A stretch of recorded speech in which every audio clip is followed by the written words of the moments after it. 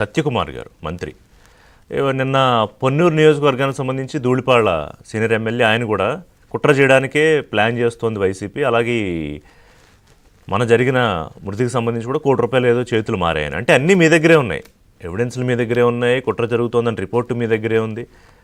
కానీ మళ్ళీ మీరే 5,000 మందికి అనుమతిస్తారు. ఎట్లా సార్? సార్ ఇప్పుడు మీరు ఒక విషయం గుర్తుపెట్టుకోవాలి సార్.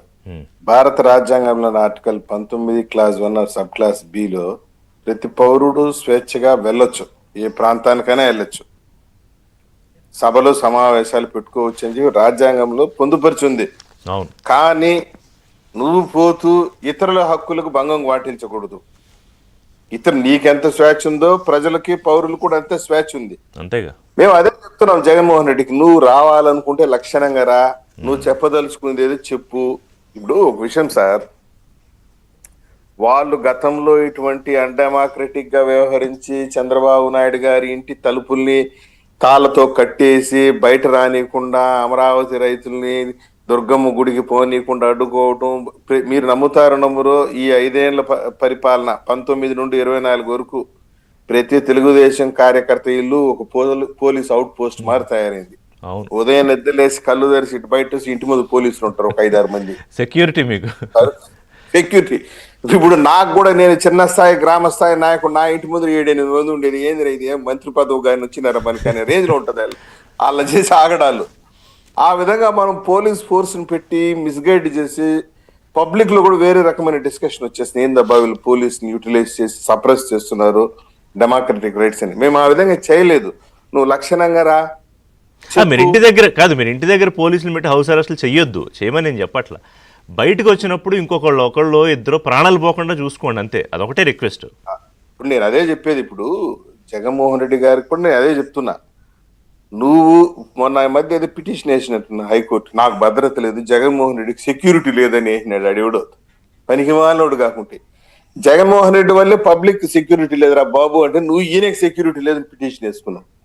ప్రజలు ఈయన బయట వస్తే ప్రజలు బిక్కుబిక్కుమంటుంటారు, ఈ రోజు ఎవడు చచ్చిపోతాడు, టైటిల్ బాబోయ్ బయటకు వస్తున్నాడు, ఈయన బయటకు వస్తే జనం బిక్కుబిక్కుమంటారు. ముఖ్యంగా బంగారపాలెం చాలా ప్రశాంతమైనటువంటి ఊరు, అమాయకులు పాపం ప్రజలు. ఆడుకొచ్చి ఏం చేస్తాడో, మా పక్కూరేను, అది నా సొంత నియోజకవర్గమేను.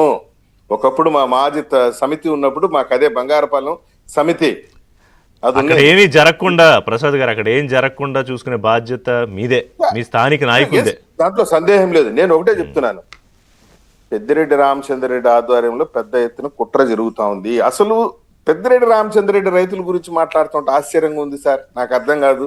ఆయన శివశక్తి డైరీలోనే పాడి రైతులు గిట్టుబాటు ధర ఇవ్వడు. అన్ని డైరీలు ₹35 నుండి ₹50 ఒక లీటర్ పాలకిస్తే ఈయన ₹20, ₹22 ఇస్తాడు. అసలు మామిడి రైతులకి దుస్థితి రావడమే పెద్దిరెడ్డి రామచంద్రరెడ్డి కుటుంబం.